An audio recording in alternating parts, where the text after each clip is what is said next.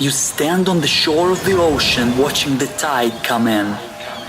You sense the call of the sea beckoning to take you further. You step forward little by little, not knowing what to expect, but expecting more. You keep going as the ocean calls you to enter in to deeper waters.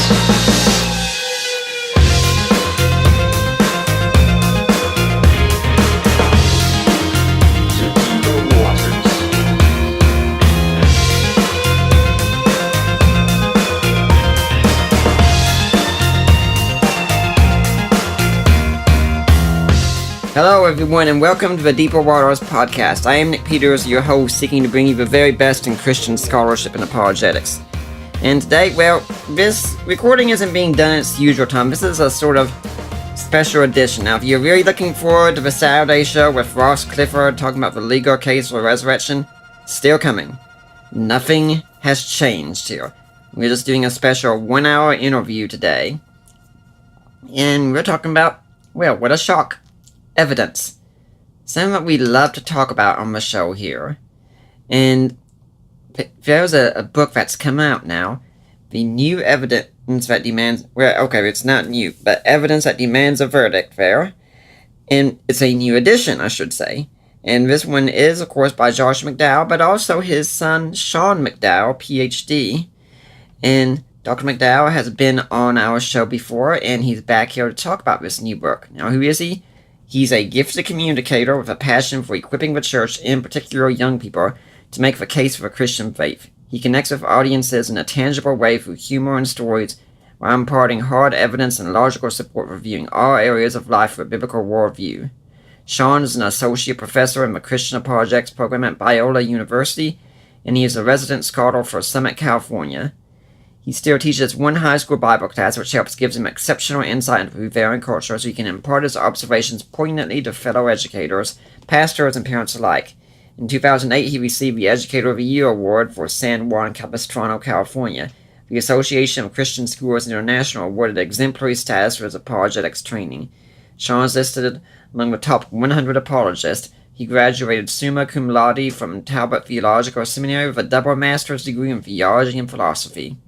He earned a Ph.D. in Apologetics and Worldview Studies from Southern Baptist Theological Seminary in 2014. Traveling throughout the United States and abroad, Sean speaks at camps, churches, schools, universities, and conferences. He has spoken for organizations including Focus on the Family, Chuck Colson Center for Christian Worldview, Backyard Skeptics, Crew, Youth Specialties, Hume Lake Christian Camps, Fellowship of Christian Athletes, and the Association of Christian Schools International.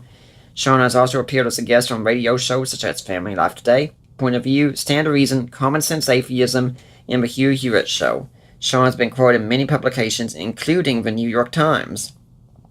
He's the author, co-author, or editor of over 18 books, including The Fate of the Apostles, A New Kind of Apologist, The Beauty of Intolerance, Same-Sex Marriage, A Thoughtful Approach to God's Design for Marriage, with John Stone Street, Is God Just a Human Invention, with Jonathan Morrow, and Understanding Intelligent Design, along with William A. Dembski. He's also written multiple books with his father Josh, including The Unshakable Truth, More Than the Carpenter, and we're going to talk about today, An Update for Evidence That Demands a Verdict. He's the general editor for the Apologetics Study Bible for Students. He has also written for Youth Worker Journal, Decision Magazine, and the Christian Research Journal. For all the dialogue with Sean, he blogs regularly at seanmcdowell.org. In April of 2000, he married his high school sweetheart Stephanie.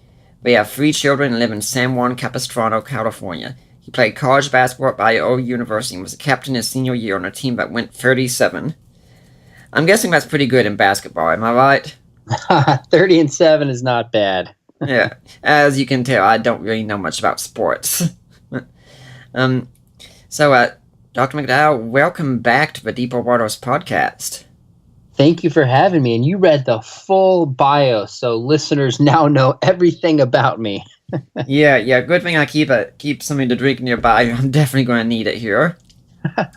But maybe they don't know everything about you. I mean, what if they don't know you personally? How did you get to be doing what you're doing today? That's a great question. For me, it's a long journey. I started by teaching high school, after I graduated with double masters in theology and philosophy from Talbot. And I thought I was going to do high school student ministry my whole life. And I taught worldview, apologetics, theology, Bible. And then about maybe 6 years into it, I started thinking, you know what? I love working with students. This is my heartbeat, but I want to go get a PhD and also do graduate studies and potentially college. So I went to Southern Baptist, did a distance PhD program, and a position opened up at Biola at just the right time. So I took that in the apologetics program, but still teach high school Bible part-time and then speak a lot as well. So that's been the main part of the journey. You know, we talked about this some last time, but I think it's worth repeating again. And that's about how you approached your dad one time, several years ago, and you said, I'm doubting Christianity. Now, a lot of parents would panic at that point if their kids came to them and said that. What does your dad do? Well, this was over 2 decades ago. I was probably, I think, 19 years old around my freshman, sophomore year in college. And I got online, and really this is mid-90s when blogs and the internet was really just become popularly accessible to people. And I came across these secular websites which really began responding to my father's book, Evidence That Demands a Verdict. That's how the secular web started. And I got on there, and they kind of had gone chapter by chapter, historians, philosophers, psychologists, and lawyers, and they just tried to dismantle my father's work chapter by chapter. And at 19-year-old, I just simply didn't have the training or sophistication to see where their errors were. Now, I look back at some of their arguments, and I think, I mean, some of this mythicism stuff is just frankly silly, but I didn't have an answer for it at 19. So it really kind of sent me into a tailspin, so to speak. And I felt like I needed to just tell my dad that where my doubts and questions were. So we were in Breckenridge, Colorado, and asked him to go out for coffee, and just sat down and said, Dad, I really want to know the truth, but I'm not sure that I think Christianity is true. Having no clue how he would respond. And, you know, now I shouldn't be surprised. My father's just the consummate optimist, but he looked me right back in the eyes. He goes, son, I think that's great. And of course I said, did you hear anything that I just said? Why is that great? And he said, look, I didn't raise you to just believe something because I said. I've raised you to seek after truth. He goes, I'm confident that if you seek after truth with all your heart and mind, you'll be led to Jesus because Jesus is the truth. He said, only give up what you've learned if you're persuaded that it's not true. And then said something like, your mom and I will love you no matter what. And I think that really just freed me up. And I don't think I certainly wasn't an atheist. I don't even think I was an agnostic. I still think I believed. My belief was just really unsettled. And hitting a point that a lot of people do of asking, do I really believe this? Am I going to bank my life on it? Now, Dr. McDowell, this book came out recently. The Kindle version right now, in fact, is $19.99. The hardcover is $19.49.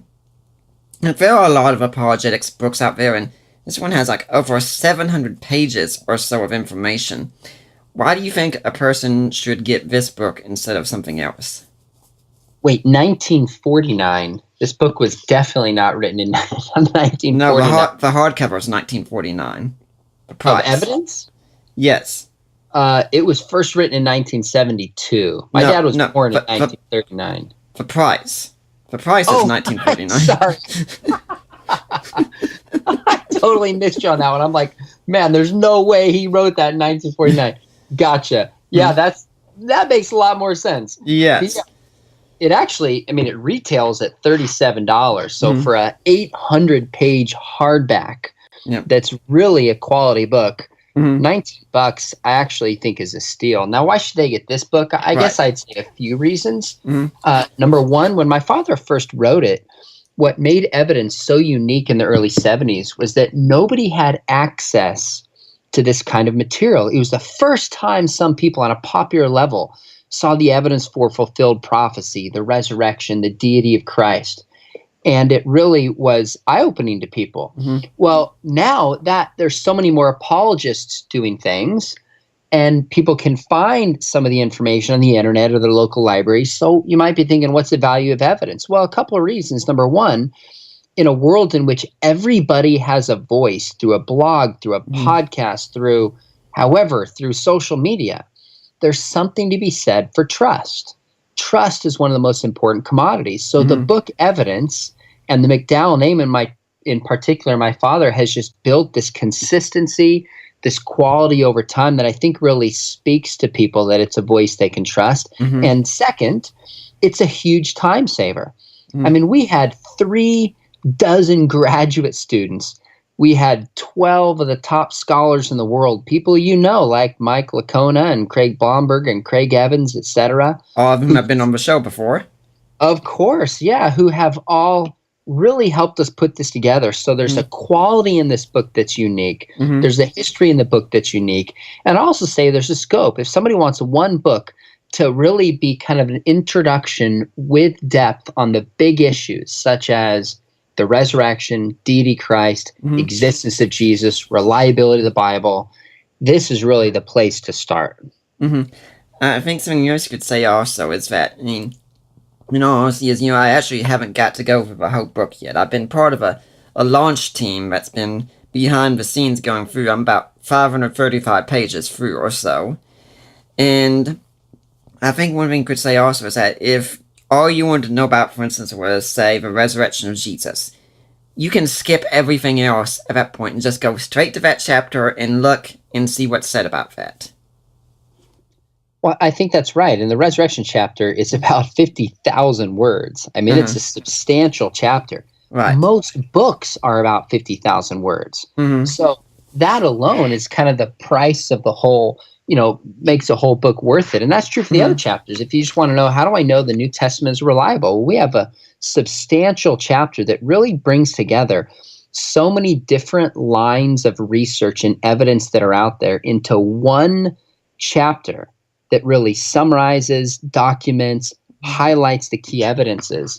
That's where people find the value. So people want to know, how do I know the Exodus happened? What's the evidence for that? Well, that one chapter, we bring together some of the recent scholarly research and make it available for people.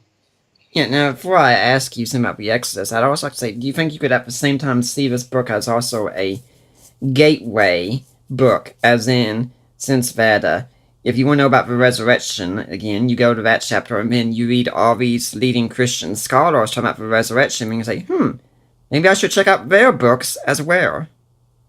Well, that's exactly what we're doing. This, even though it's 800 pages, this is written for a lay level. We're not writing this book for scholars. Right. So one of the things my father has done well, as people like, say, Lee Strobel has done, or J. Warner Wallace, or Greg Kokel, is take what top scholars do and make their work understandable and accessible.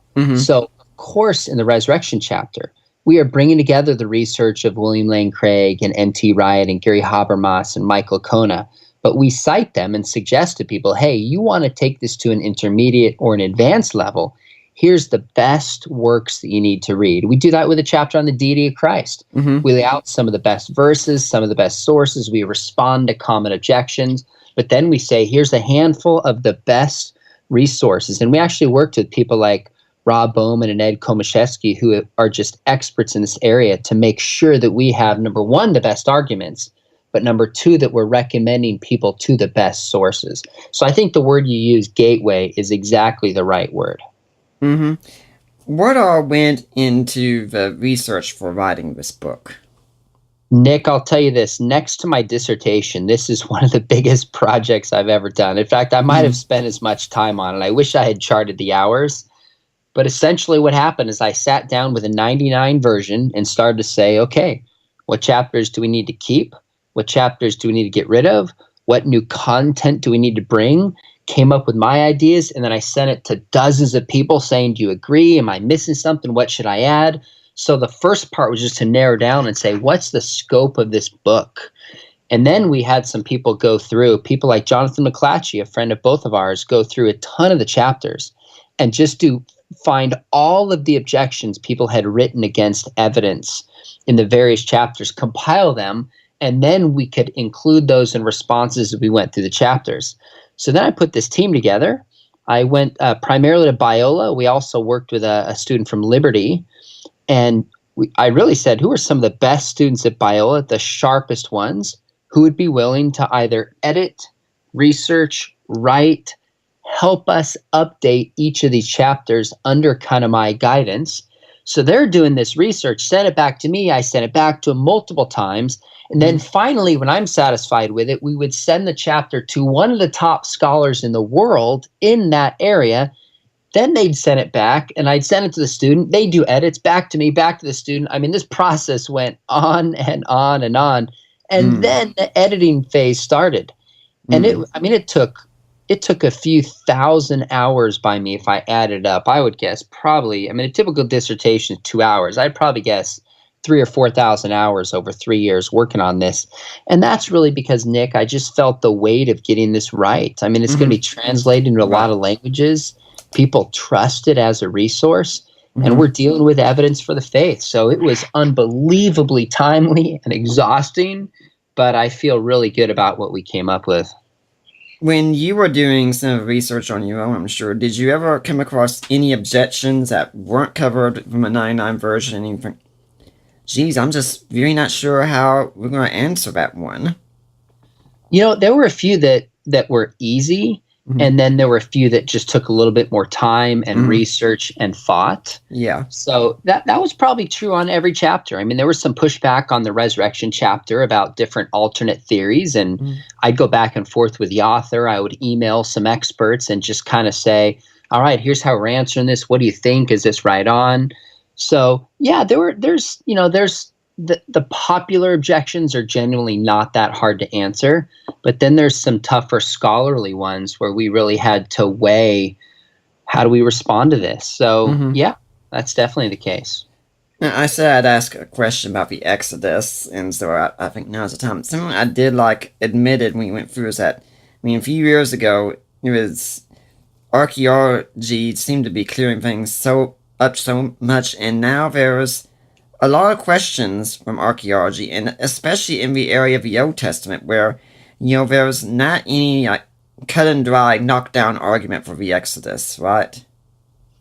I think that's correct. Now, anytime we're looking at an ancient event and the field of archaeology, we have to ask, what should we expect to find? Right. That's only fair. And so any event from at least 3,000 plus years ago of the kind that the Exodus was, in principle, what we would discover would be limited. And there's reasons for this. Typically, pharaohs, if they were viewed as God, and this really happened the way the Bible described it, there'd be incentive not to record some of the history to paint the pharaoh in the negative light. That's one of them. And second is archaeological discoveries fade. They're sometimes difficult to interpret. Things are destroyed. So even in Israel, only a small percentage of Israel has been excavated. And those sites that have been excavated, only a small percentage of those sites have been excavated. Very little of those have been reported to the public. So archaeology is a difficult field. So I do think one of the keys that people need to keep in mind is how we even approach something like the Exodus. So there's been a debate between what's called minimalists and between maximalists. Minimalists will say, essentially, we won't trust anything a document like the Bible says unless there's external corroboration for it.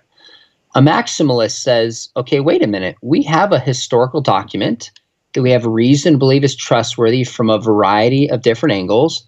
Why would we throw it out completely apart from independent archaeological support? So if you approach it with a minimalist, you're not going to give the Bible any credence. But if you approach it from a maximalist perspective, you'll be much more generous towards the evidence. And I think I think a lot of scholars will accept what are in some documents, but then when it comes to the Bible, have a double standard and not accept it. So part of what we're doing in the chapter is calling out some of the inconsistency and really just saying, like you said, Nick, there's not a knockdown argument, but there's enough evidence and findings to show that the biblical story is plausible. Right. And we do have some good reason to believe that it's true. Yeah, I think this can be a mistake that we can often make, that everything in the Bible has to be absolutely true or else everything is absolutely false. And that's just a ridiculous standard. If we were comparing, say, the miracles of Jesus, where I can give you a lot of evidence for the resurrection of Jesus. Now, you said, okay, well, what's the hard evidence that Jesus turned water into wine at the wedding of Cana? There's not going to be as much evidence on that end. Yeah, I think that's right. Now, the Exodus is a pretty important event in the Old Testament, not as central as the resurrection. I mean, if Jesus rose from the grave and the Exodus story didn't happen, I think Christianity is still true, because the resurrection is what it all stems from. Right. But of course, the historicity of this event on so many levels would raise a lot of difficult theological questions if it wasn't true. But with that said, I think what we need to just show is that it's plausible, that the story makes sense, and that there's no good reason to deny it. I think from an event 3,000 years ago of the nature of the Exodus, that's actually sufficient. Yeah, and I do agree with you that if it happened, we can expect that Pharaoh and his associates would not write it. I mean, it'd be absolutely bizarre to imagine the Pharaoh going to his journal and even saying, "Dear journal, those Hebrew slaves ran off and they defeated my entire army when their gods sank them in the Red Sea. Boy, I hope tomorrow goes better." Right. Yeah, I don't think a Pharaoh's going to report that. That would be very harming to his case. I don't know how many Pharaohs kept journals anyways, but the point is well taken. We just, in any historical event, have to ask, what can we honestly expect? And then what do we actually have in light of those genuine expectations? That's how we have to approach it. Yeah, when I encounter someone who's suddenly sharing this archaeological discovery, whether it seems to go with the biblical record or go against it, I always say, wait, let's have caution and see. Let the professional archaeologists look and discuss this, and maybe 3 or 4 years down the road, we'll have some sort of answer. Because if it's something that's supposedly pro-Bible and you go and trumpet it, you mean say, see, this shows that the Bible is true, and later on it turns out to be a fraud, well, you've done a lot of damage for Christianity. And if you go and say, see, the Bible's a fraud, well, then you have a lot of egg on your face when it turns out to be true. So why not just wait and see? Well, that would go both ways then, wouldn't, as you observed, that if there's some finding, we can't be too quick to say this proves the Bible. Right. But on the flip side, if there's a challenge, not be too quick to just dismiss it, or on the flip side, adopt it. Let the analysis come in and have confidence in the scriptures. One thing we can say is over and over again through history, there's been a lot of doubts about the Bible, the Exodus, the crucifixion, the historicity of the monarchs. But as we lay out in evidence, time and time again, there's hints and clues that are found that I think increasingly make the biblical story plausible. Now, you were saying the last edition of this book had come out in 1999, and the world was pretty different back in 1999. I mean, that was the year I graduated from high school, and the internet was just really starting to become a big thing and such, and now it's a whole lot bigger than it was back then. Has the rise of the internet changed anything for this book? I think there's no question about it that the growth of the internet and now smartphones has changed the conversation about evidence more than anything as a whole. So let me give you an example of the approach, the methodology, and the content itself. So not long ago, I was talking with a youth pastor up in Idaho, and he said to me, my brother, who's a Gen Zer, he's like 20, 21, doesn't think he can know anything. He says, after all, he can always find somebody on the internet who has a different perspective. And there's so many competing perspectives and options. How can we have confidence in the truth? Well, that's the kind of question I hear increasingly. So in some of the chapters on the truth, we really lay out what is knowledge, what is truth, how can we know it? How do we even know that we know anything at all? So these kinds of questions were emerging with postmodernism in the 80s and 90s, but I think the internet has really crystallized them, that now we live in a, quote, post-truth culture. We hear about fake news. We felt it was really important to just clarify what truth is, how we know it, first principles, etc. So I think the internet has changed it in that way. But second, it's also changed the kinds of questions that people ask. Right. So in the 99 version, I mean, it's kind of amazing. There's not a single reference that I could find to remember about the idea that Christianity was borrowed from these pagan mystery religions like Mithras and Yeah. Osiris and Adonis. Not Yeah. a single reference to it. It wasn't really on most people's radars in the late 90s. Well, now, even though scholarly, this gets very little credence, this is huge in popular circles. So we Mhm. added a whole chapter, and this is one that I wrote primarily myself, called "Is Christianity a Copycat Religion?" Responding to that claim. We added an appendix responding to some of the claims distinctly of Bart Ehrman. I mean, he was not on the scene in the late 90s. Nobody knew who he was. Mhm. Well, now he's, I would argue, probably the most influential critic in the world against Christianity. So we added an appendix responding to him. And then another huge issue is really the entirety of the Old Testament has changed. I mean, the 70s, 80s, and 90s, what was called the documentary hypothesis, the JEPD theory, the idea that there were multiple different authors for the Pentateuch, was a massive issue. Well, now that's a small issue. So the big issues are starting with the historical Adam, the existence of the patriarchs, the Exodus, the conquest.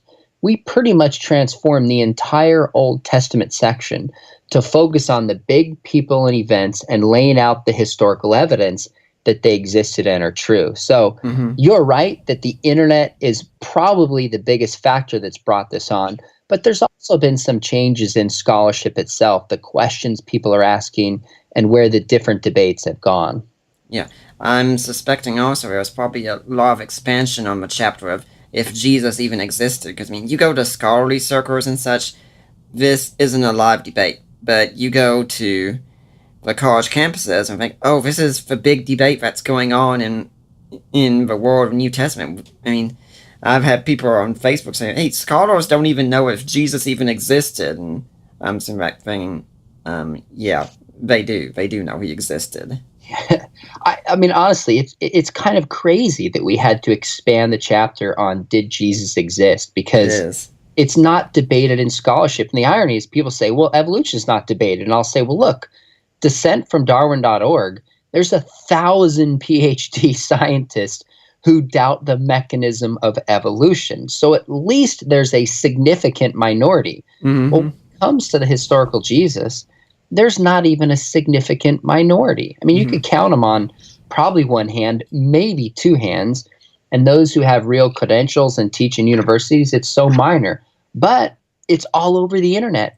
People are asking about it. So we got the help of Paul Rhodes Eddy on this chapter. And it's just, I think it's one of the best chapters that's out there. We walk through significant sources, less significant sources, Jewish sources, Roman sources, Christian sources, analyze what value they give to the likelihood Jesus existed. And I think it's really, I mean, we try not to overstate the evidence in this book, but the idea that Jesus didn't exist is really just so outside the mainstream of scholarship. It's such a stretch that it's kind of hard to take seriously. It is. Now, I do know that you said that there was a lot of chapters on, say, what can we know and things like that and such. And like I said, I haven't got to those chapters yet. I know they're coming and such, so I am kind of flying in the dark a little bit here on this one. But I think it's great that you have that, because, I mean, you could have someone where you present all the historical evidence, which I think is what your dad tries to specialize in as much as possible, you know? And then someone would say, well, that all works, but maybe we just can't know. And someone could do that, and if they get that kind of objection, they might be kind of stuck. So we start through and we talk about, we have a chapter on the nature of truth. What is truth and why is it even important?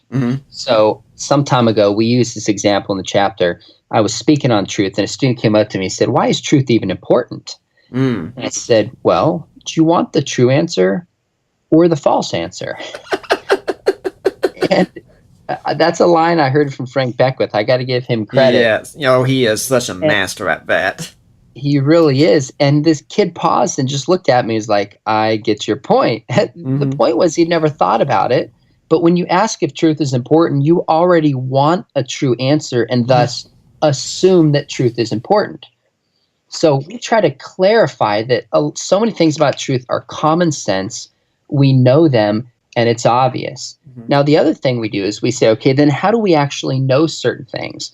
Well, there's a debate in philosophy on what's called Methodism, and it's not church Methodism, but it's whether you need a method to know something, or what's called particularism. Do you start with particular instances of how we know things? And we point out that there's certain things we just intuitively know, and we don't need to justify these things. There's certain mathematical truths like 2 + 2 = 4. If you're aware of what 2 and 4 is, it's obvious that it follows. There's logical truths. If all men are mortal and Socrates is a man, it necessarily follows that Socrates is mortal. I think there's certain moral truths, such as being wrong to torture an innocent child for fun. We just know those things. So we point people back to certain truths. We intuitively, obviously know we base our lives on them. And then if we can know those, the next question is, where do we go from there? So we have an entire section on just certain things about what are called first principles that are undeniable, like identity, examples like the law of non-contradiction. You can't deny those in function. I mean, if you deny the law of non-contradiction, you're going to use it to deny it. But the reality is, the reason we put these chapters out is a lot of people just haven't thought about this. They have knee-jerk reactions in our culture or from wherever. And so we're just laying it out so people go, okay, here's what truth is. Here's how we know things. Now let's get on to the evidence. Yeah, I think that happens definitely also with the historical side. I do a lot of debating on Facebook and such. People want me to come and help them out with debates and things like that. And talking to someone just yesterday and saying, well, you know, the Gospels are anonymous and we can't trust them. And you know how many times the Bible's been changed, and throwing things at me like the whole ending of Mark and the story of Jesus and a woman caught in adultery in John 8, you know, kind of thinking, oh, I bet you've never seen this. And I'm sitting there like thinking, really, this is all you've got? And now, for someone like me or you, we do sit back there and say, really, that's your best shot right there? But the average person in pew, sadly, probably isn't equipped for these kinds of really lay responses that skeptics on the internet give, that they haven't really looked into themselves even. They just believe blindly, and it sends so many Christians just reeling. Well, a couple things to keep in mind. I get those objections too. And I think it's important for us apologists to keep in mind that many times those objections are people just, that's not the real issue that's at play. They've heard something and they're just, you know, maybe they've seen a show on Discovery or National Geographic. Maybe they've seen a YouTube channel, Wikipedia. Or the History Channel. Yeah, the History Channel. And the real issue could be relational. It could be moral. There's something underneath the surface. So taking their questions seriously, as long as they respond graciously, is a way of clearing that away to get to the heart of the issue. Right. But I think when it comes to Christians, one of my favorite things to do, I don't know if you've seen me do this, Nick, it's on YouTube, is I put glasses on at conferences and churches and I role play an atheist. And I call it my atheist encounter. And what inevitably happens is 15, 20 minutes into this, I'm given an atheist spiel, take questions, and I shoot it down with big words and journal articles and fancy sounding quotes. People get really frustrated with me. And when I'm done, I ask people, I'll stop and I'll say, okay, how would you describe how you treated the atheist? And I see on people's eyes this sense of, oh my goodness, I was really rude and angry. And then I ask the question, I say, why? And it could be that they love the gospel and just want people to see it. Fine. But I think the other piece is what you said, is as a whole Christians, we don't know what we believe and why we believe it. We've never really wrestled with the question, is there good reason to believe there's a historical Adam? What would that mean for the gospel if there weren't? Right. Is there reason to believe the Exodus actually happened? What about the resurrection? Did Jesus really claim to be God? These are big questions.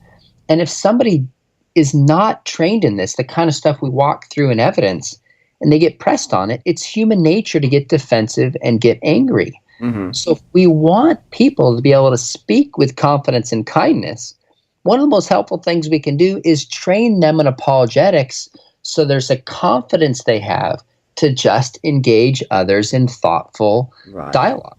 Mm-hmm. Yeah, I actually went and had the oil change in my car yesterday. There was a church I was doing that for free, and I just sit down with him and start talking. And we ended up talking about apologetics. And so, one of the great benefits of apologetics is you can walk around with confidence in what you believe. Like I said, when some atheist comes with a remark, an objection they think is going to blow you out of the water, if you have confidence, that is a very good thing to have at that point. That's right. Confidence goes a long ways. Mm-hmm. It doesn't mean we have all the answers. Right. But even working with my students, when I take them through ethics books or apologetics books, one of the things I consistently say is, look, we're really just scratching the surface. Right. But I want you to know that there is an answer if you're willing to find it. Mm-hmm. And that doesn't mean we can solve everything. That's not my point. But that Christianity really makes sense. If I can just implant that idea in the minds of my students, then they can have conversations with people, I think, more graciously. And they're also less likely to freak out when somebody challenges them with a question they haven't heard. Yeah, I definitely agree with you on the whole thing about not having all the answers. I mean, if someone sends me a question specifically about Islam, for instance, I'm more than happy to say, hey, here, talk to David Wood or Abdu Murray and such. They know a whole lot more about Islam. They send me a question about science. Let me get you in touch with someone who knows the science far better. I think it's a great mistake we have today where we think we have to have an answer to every single question. No one can really do that. I think that's right. No, we don't have to have all the answers. Mm-hmm. And in fact, I think today in an age where people value authenticity, saying I don't know can actually go a long ways. I mean, I taught a class on a biblical view of sexuality recently at Biola, and there were people with very differing views in the class. And I felt like I answered most of the questions well for my research, but there were a handful of time I just stopped. I said, that's a really good question. I'm going to have to think about that some more. I don't know the answer to it. And I think that communicates to people, all right, if he's willing to say he doesn't know, then when he speaks, he probably does know. So there's nothing wrong with saying I don't know. I mean, it's just the honest thing to say. And no, even William Lane Craig doesn't know everything. I mean, my goodness, no human being does. Right. So I think that's a gracious, important thing, especially for apologists to say today.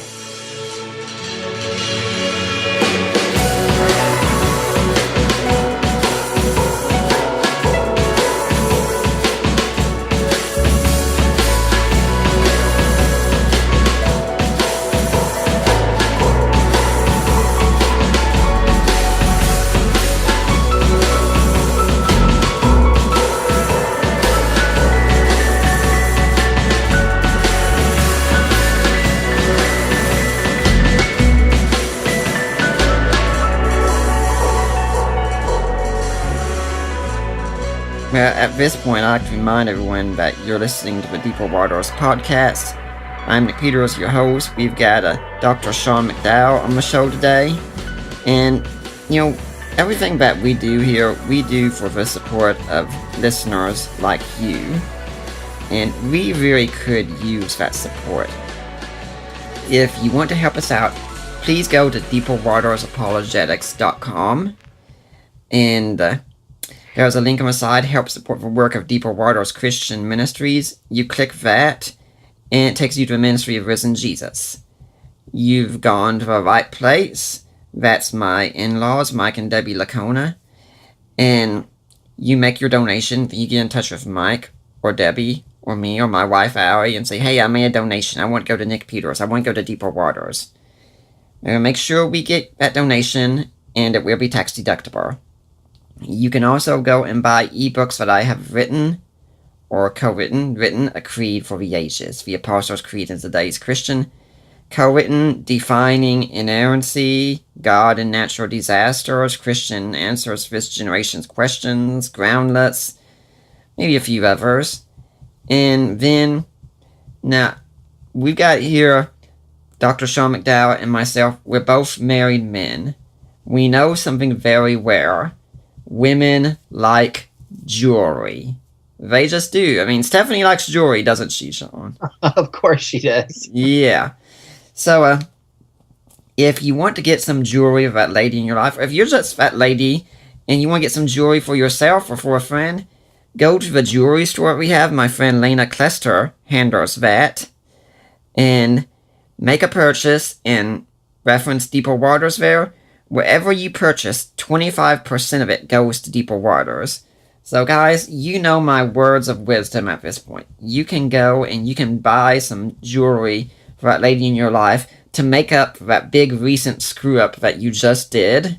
Or you can buy some jewelry for that lady in your life for insurance for that screw-up that you know you're going to do in the future. So, Dr. McDowell, do you have an organization or charity you'd like to see people donate to? Oh my goodness, that's a great question. You know what? Mm-hmm. You minister to me in a lot of ways, Nick, so I would send them to your ministry. Mm-hmm. You had me on your podcast and you helped me in other ways. I think you're doing good work, so I want to back up what you're doing. I appreciate that, and it's been my pleasure to get to help you out in so many ways. Well, thanks for having me. We're a good team. Yeah. Now let's get back to the book here. Another chapter I'm looking forward to getting to is one about the whole thing of, are miracles possible? Because in many cases, I think debates on historicity and such when it comes to the Bible really boil down to this question: are miracles possible? I think you're right about that. And it's important that people understand the way that the chapter is actually phrased. Mm-hmm. So the title is, Are Miracles Possible? Mm-hmm. We're not arguing in that chapter that they happened. We think they do, and we lay out the evidence in some of the other chapters. Mm-hmm. But in this chapter, we're simply saying, are miracles possible? Mm-hmm. So could they happen? And the reason we frame it that way is because people like Hume and other naturalists have said, everything has a scientific naturalist explanation. Mm-hmm. Well, if that's true, then by definition, the resurrection couldn't happen. And by definition, Christianity is false. Mm-hmm. So we're laying out and just simply responding to the arguments by Hume and Spinoza and others, and really saying the central question about the possibility of miracles is whether or not God exists. If God doesn't exist, miracles are impossible. If God does exist, miracles are possible. But here's the deal a lot of people miss. To show that miracles are at least possible, we don't have to prove that God exists. Mm-hmm. All we have to show is that it's possible that God exists. Mm-hmm. If it's possible that he exists, then miracles could happen. The naturalist actually has to show God doesn't exist to prove that miracles are impossible. Mm-hmm. So I think if we keep that in mind, it actually helps us say, okay, miracles could happen. Now let's get on and start examining the evidence that we actually have for miracles themselves. Mm-hmm. I think a lot of atheists, when I argue with them on this kind of point, they do what I call presuppositional atheism, where it's to start with, where miracles can happen, miracles are nonsense, and anyone who believes in miracles or anything like that must be irrational, stupid, what have you. And look, now we know the Bible is false because it contains miracles, and no rational person would believe in miracles. And I say, look, you're starting from your position, which, to me, you haven't backed, and yet somehow you're expecting me to take it as authoritative. And, you know, in his book, written about 100 years ago, The Syrian Christ, Abraham Rabbani, I think that was his name who wrote it, said when he meets someone who doesn't believe in miracles, he does put the burden on them. Okay, go ahead. Make your case. Prove to me that they cannot happen, they have not happened, they will not happen. Well, I think that's an interesting strategy because we don't have to show that all miracles happen. Mm-hmm. Really, all we have to show is that one miracle happened. Mm-hmm. That's it. Mm-hmm. If one miracle happened throughout the history of the world, then miracles are possible. Whereas the naturalist has to either show that miracles are illogical and in principle couldn't happen, or they have to disprove every single miracle claim. Now, that's not even possible. And I think Craig Keener does a great job in his volume, his 2-volume set on miracles, where he lays out and he says hundreds of millions of living Christians believe they've seen or experienced a miracle. And he does say, he goes, some of these are better attested than others. That's for sure. Yeah. He goes, but some are very, very well attested. And it's only because of somebody's assumption that they would outright dismiss them, at least before considering the evidence. Yeah, and if anyone's interested, Craig Keener was on our show. I'm sure it's not a big shock to you, Dr. McDowell. He was on our show back in 2013 talking about that very book, Miracles. So if you want to hear that, go back and listen. And the thing about that book is that you could hypothetically prove every miracle in the book wrong, and it doesn't prove the miracles can't happen.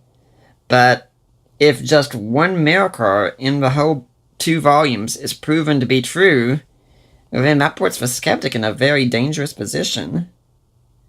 Yeah, that's an interesting way to put it. I think the similar thing is true with intelligent design. Mm-hmm. When people will argue that there's no design, and design proponents will say, well, we don't have to show everything is designed. We think most things are not. But if there's one instance of positive design, then intelligent design has occurred. Mm-hmm. Now, those are different fields we're talking about, but it's the same kind of argument that just says we only need one. That's it. So I think it puts a pretty heavy burden of proof on the skeptic who wants to just dismiss the possibility of miracles even before considering the evidence that miracles have happened today and in history. Mm-hmm. Yeah, I often think of G.K. Chesterton's great quote on this, where he says, "The theist believes in a miracle rightly or wrongly because of the evidence. The skeptic disbelieves in a miracle rightly or wrongly because he has a dogma against them." Well, that's a powerful quote that G.K. Chesterton would have written at the early part of the 1900s before a lot of modern criticism. So I think he was onto something. Mm-hmm. What do you hope comes about after having written this book? I mean, what's your goal that you would like to see a few years from now, say? You know, this book has had such an impact, Nick. I mean, everywhere I go around the world, people will tell me one of two things. Either evidence that demands a verdict helped them at a period in high school or college or other stage in their life when they had questions. It helped them ground their faith and stay as a believer. Or second, they were a skeptic. They were not a believer. And God used evidence as a part of their journey to draw them to Christ. So those two kinds of testimonies I hear all over the place. My hope with this goal, my goal with this release of the update is just really to relaunch evidence for a new generation and pick up the momentum and hopefully continue what God has done in the past through this book into the future. So I don't have any different goals than the previous books, but I mean, a book that sold, well over 1 million copies, 40 languages, influenced people. Like I heard William Lane Craig say it was one of the top books that influenced him. I mean, my goodness, if we can relaunch this for a new generation and continue to just be one resource in the church that helps ground people in their faith and helps clear away objections for non-believers, I will be pleased.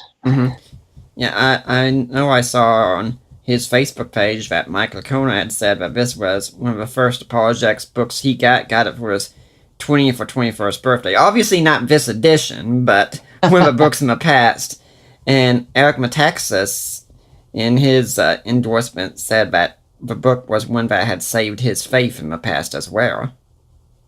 It's amazing, the testimonies that I hear. I mean, even some of the reviews already up on Amazon, there's a number of pastors that just say things like, next to the Bible, this is the most important book in my life. I mean, that to hear so many people say that is really humbling. And one of the big reasons why, when I was really managing this project, I felt like, gosh, we got to get this right. There's a whole lot of people that are going to bank on this for their life and evangelism and ministry.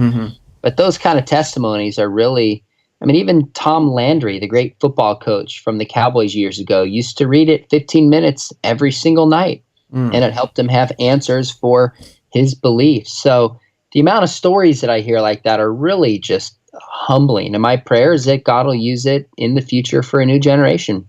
Mm-hmm. I really like what you said about the Amazon reviews just now, because you said pastors are saying this. It would thrill me so much if, of all people, pastors would start reading this kind of material and then passing it on to their churches. Because I think too many pastors don't realize we are in a war right now. Well, pastors are busy and they have a lot of stuff on their plates. I mean, I don't envy the stress and difficulty of being a pastor. I mean, no question about it. Some just have to do so many things, they don't have the time. Yet one of the things I just deeply respect about pastors that are able to is that they just carve out time to study, whether it's evidence or other books, and really preach culturally relevant, historically, theologically accurate sermons that challenge people. And there's really a generation of pastors, I hear it all the time, Nick, who will say they preach from chapters and evidence. They'll give a sermon on something and just incorporate the evidence through it to help people realize these aren't just stories. This isn't just feel-good principles. This is really true. So it's a resource pastors have been using for years. And my hope and prayer is that they'll keep using it. In fact, maybe even more would. And I'm sure with the work that you do with young people, you'd especially love to see if youth pastors would use this.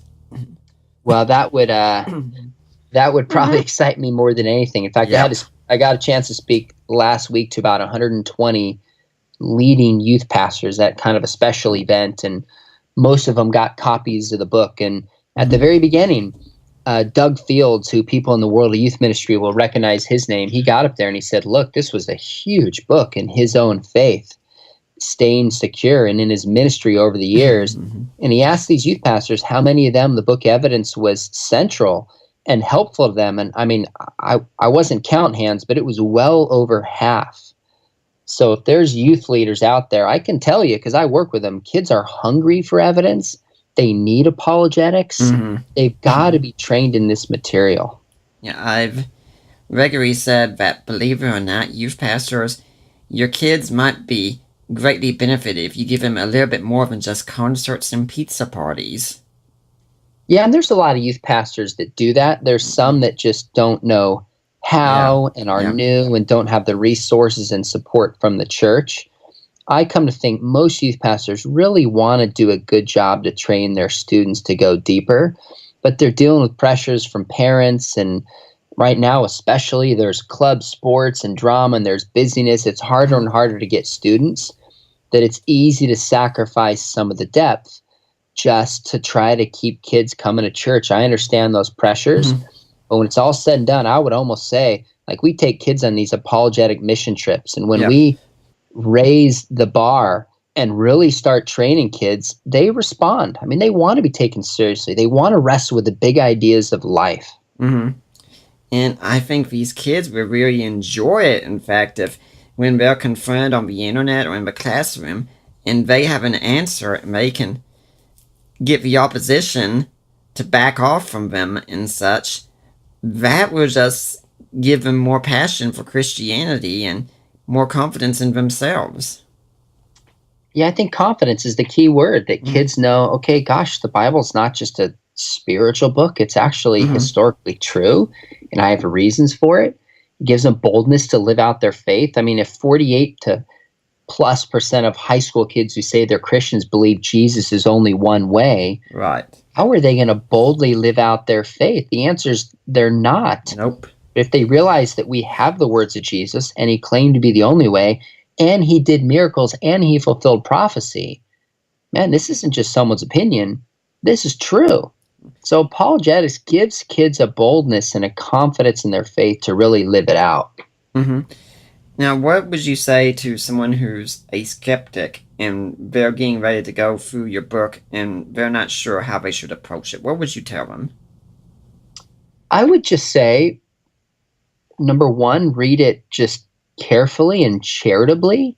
I've met skeptics who read it with an open mind. I mean, last night I was with Gina Pastore, her late husband, Frank Pastore, former professional baseball player. and radio show host who died tragically about 5 years ago. He was reading chapter 7, Lord Liar Lunatic, in a professional baseball locker room and commits his life to Christ. Well, he was intellectually honest. He was willing to read it, and he was skeptical, and he asked tough questions, and he pushed back. But he was willing to follow the evidence wherever it led, even if it made him uncomfortable. So if a skeptic is reading it, I just ask him to say, as best you can, really evaluate the evidence where it stands. And don't go into it just trying to show that it's false. Go into it saying, I'll follow truth wherever it leads. Could this be true? I mean, I met with a group of skeptics a few years ago, Nick, and I remember my pastor was there with me. There's about 15 or 20 skeptics. And they said, and my pastor said, if there is a God and he had spoken and had an opinion on something, would his opinion be more valuable than yours? And they fumbled around for 5 minutes and finally said no. And I sat there and thought, oh my goodness, if there's a self-existent, eternal, all-powerful God who speaks us into creation and knows everything, it seems obvious to me that his opinion is more valuable than ours. Wow. Yet these skeptics in this group, and I'm not saying all skeptics are that way, but these handful were so blinded by their belief in individual autonomy, they couldn't even entertain there being a God. And if there was a God, they didn't care what he said. So I just ask skeptics to be intellectually honest. And if they're not persuaded by the arguments, then fine. Don't believe. I give you the same advice my father gave to me. Follow truth wherever it leads. But don't let your emotions decide it. Don't let your relationships with friends decide it. Let alone what is really true guide what you believe. Well, Dr. McDowell, we've come to about the end of the hour here, so we need to start wrapping things up. I'd like to let everyone know the book is Evidence That Demands a Verdict, new edition released in 2017 this year. So, I mean, you can see several versions on there. This is the one we're talking about today. It's by Josh and Sean both. Now, the Kindle version right now is $19.99. The hardcover is $19.49, and you can get it on audio CD also for $59.95. This is all on Amazon, right, by the way, and this is at the time of recording, so if things change later, they change. Dr. McDowell, do you have a blog or website where people can get in touch with you if they want to find out more about you? I do. My website is just SeanMcDowell.org. SeanMcDowell.org. It's SEAN, and I have a weekly short apologetics videos that I do through a YouTube channel. I tweet regularly, and I just tweet articles and insights and resources to help people out. I blog 3 or 4 times a week, and of course, the books are listed there too. In fact, people can actually go to SeanMcDowell.org, and we have a copy of Evidence signed cheaper than you can get it at Amazon. So if people want to get one that's signed, go to SeanMcDowell.org. While those supplies last, they can take advantage of it. How much does that cost? I think Amazon's $19.50, and I think at the site it's $19 flat. Okay. Now, do you have any final message you'd like to leave today for the Deeper Waters audience? You know what? I just say thank you for having me on and for listening. You're doing a good job, Nick. And anybody who's willing to listen to an hour-long podcast on apologetics understands the importance of this. Right. So my encouragement to you is to get into the game. We need people like your listeners here to blog, to write, to get into conversations with skeptics, to teach a class at church, to mentor young people. Whether big or small, just get in the game, make contribution, and together our efforts will be greater because of it.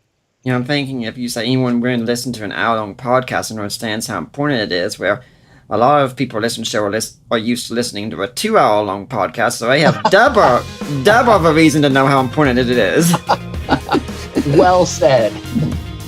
Well, Dr. McDowell, I'd like to thank you for coming on here, and I really hope we'll see you back here again sometime. Nick, thanks for having me. Keep up the good work. And I'd like to remind everyone that next time we're going to have Ross Clifford on talking about a legal case for the resurrection of Jesus. For now, I'm Nick Peters, and I'm signing off.